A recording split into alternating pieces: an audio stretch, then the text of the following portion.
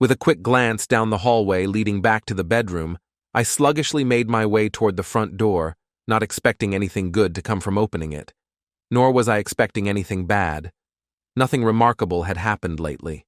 With nothing else to do, I walked over and opened the damn thing. I was completely caught off guard. There she was, or at least a version of her that I once knew so well. I'm sure my mouth was hanging open as she swept right past me into my apartment. The same apartment she had left behind about 3 months ago, leaving me behind along with it. I was still in shock as I watched her scrutinize the slightly altered interior of my place, her expression a mix of criticism and mild frustration. My gaze shifted from her to the dishes on the table, then to the hallway, and back to her. Obviously, this needs to change. It's about time I return to get things under control. Close the door, would you? What? That was the only response I could manage, as I went ahead and shut the door. In hindsight, it seemed like a good idea, especially with the nosy neighbors around. My mind still blank, I watched her examine the room, surveying her old territory in detail. Seriously, did you pick out those cushions? What? My replies weren't getting any better, but what did she expect? The whole situation wasn't just unexpected, it was downright surreal. Did you even bother to clean while I was gone? I glanced around. The apartment wasn't messy, just lived in. The obsessive neat freak was gone, which meant I no longer had to endure the cold sterility of the place. My bags are in the car. We can grab them later. My mind was barely functioning, but I noticed that she was behaving with her usual confidence, which didn't quite fit the situation. Your hair.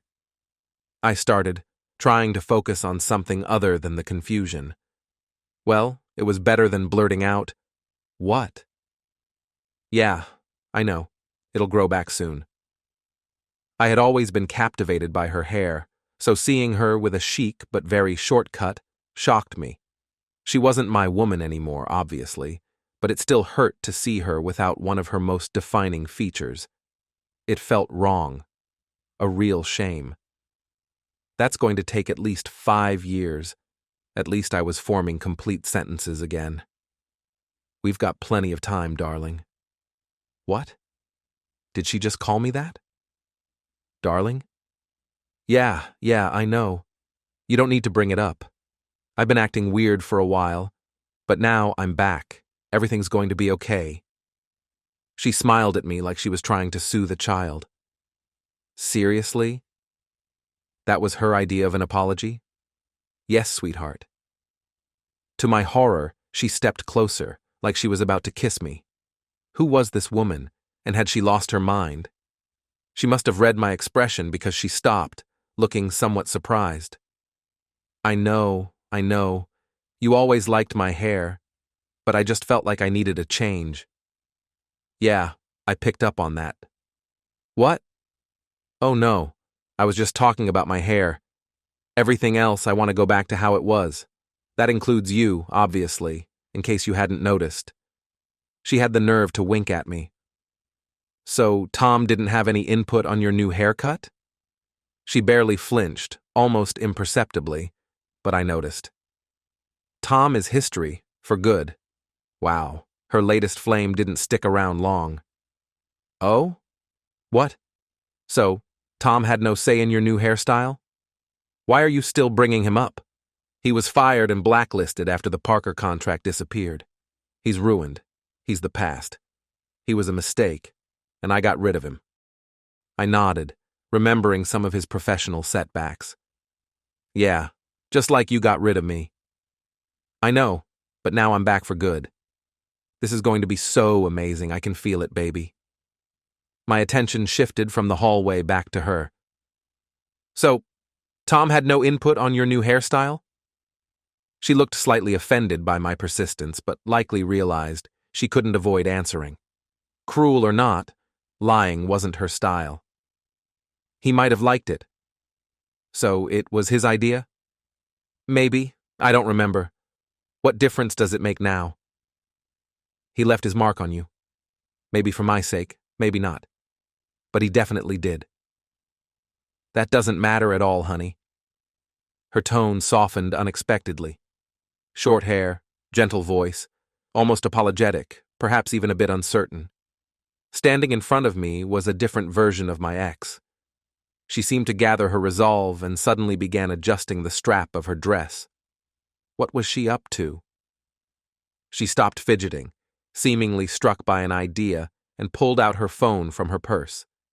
After fumbling with it for a while, my unfaithful speakers obliged her, playing one of her playlists. Naturally, she still had full access to everything after years of living here, and I had been too numb to change the passwords.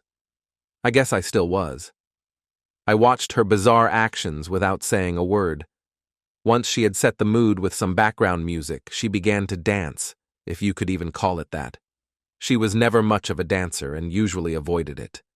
The fact that she was trying now said a lot about her determination, whatever it was she was trying to accomplish. To my complete surprise, I realized that her strange movements could only be interpreted as an attempt at some sort of striptease. Really? This woman had always been somewhat reserved, never willing to express her sexuality openly. She despised any kind of intimate activity. In addition, she did not have a sense of rhythm and the ability to move gracefully to the music. The fact that she was now trying to take off her clothes for me spoke volumes about the desperation she clearly felt, but did not want to discuss, and which, for some reason, did not lead to any form of apology. The striptease itself was mildly amusing. I had always valued her sharp mind, her humor, and her personality. Her body was never meant to be a centerfold, and I never needed it to be. The issue was that her body was decidedly unsuited for a striptease. She was a bit broad and muscular, lacking any real elegance. Her movements were stiff and awkward. The whole thing was uncomfortable to watch, and I had to make an effort not to offend her by laughing. Sure, I would have been within my rights to hurt her after what she did to me, but that just wasn't my style. It was an awkward moment for both of us, and I tried to ease the tension by at least pretending to be interested in what she was doing. Her actions, however, had no impact on the blood flow to any part of my lower body whatsoever. My curiosity piqued when she gave me a mischievous smile, showing off her playful side. I noticed something shiny and leaned in to get a better look. No way. She had a piercing. I couldn't help but wonder how he had convinced her to do something like that. She had always been so strong and independent, someone who didn't let others influence her.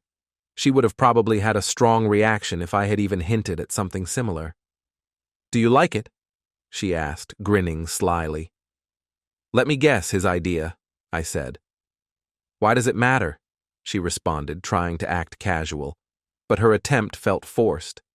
Her answer confirmed what I had suspected. "Just curious," I replied.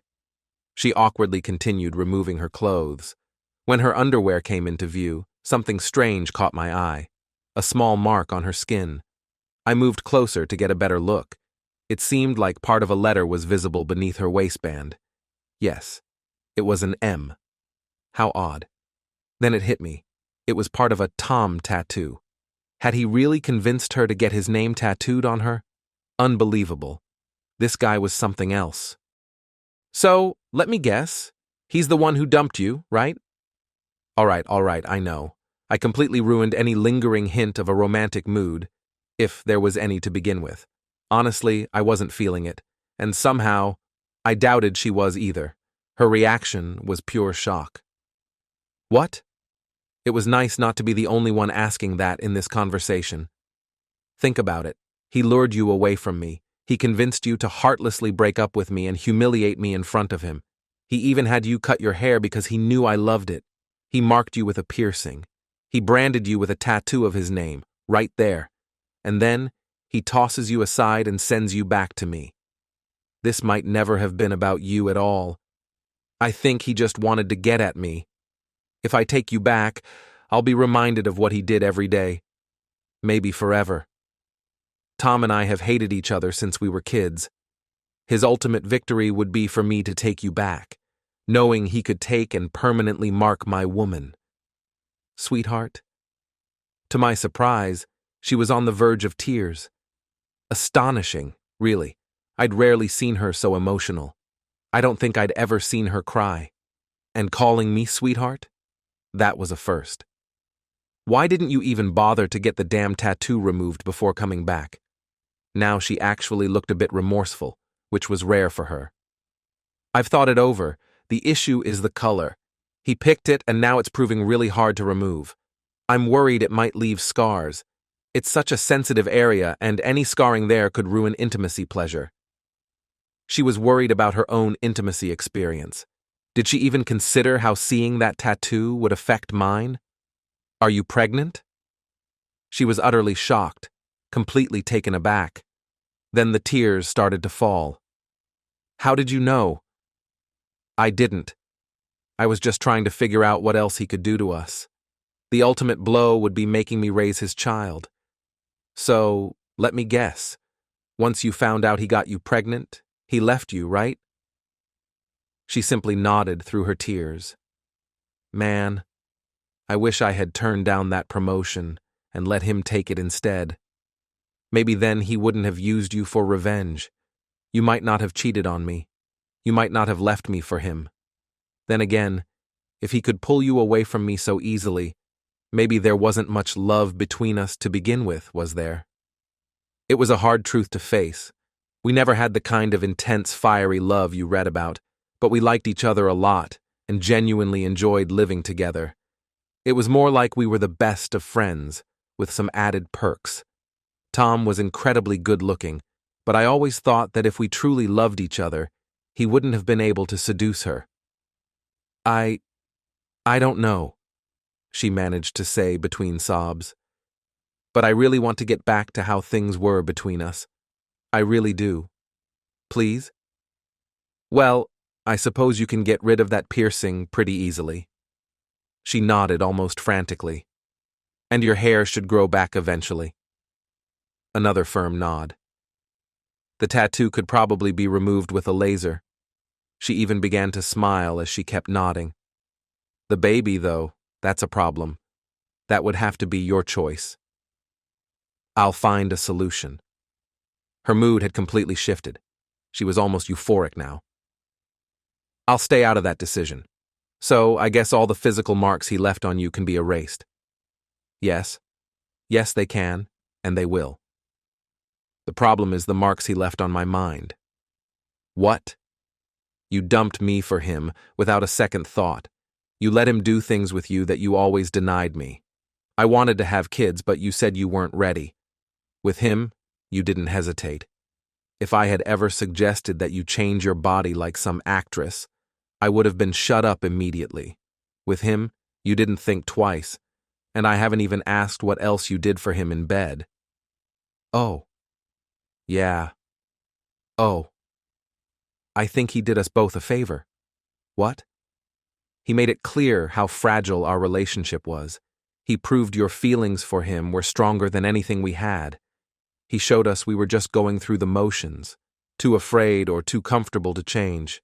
And let's be honest, if what we had was that weak, what chance would starting over even have?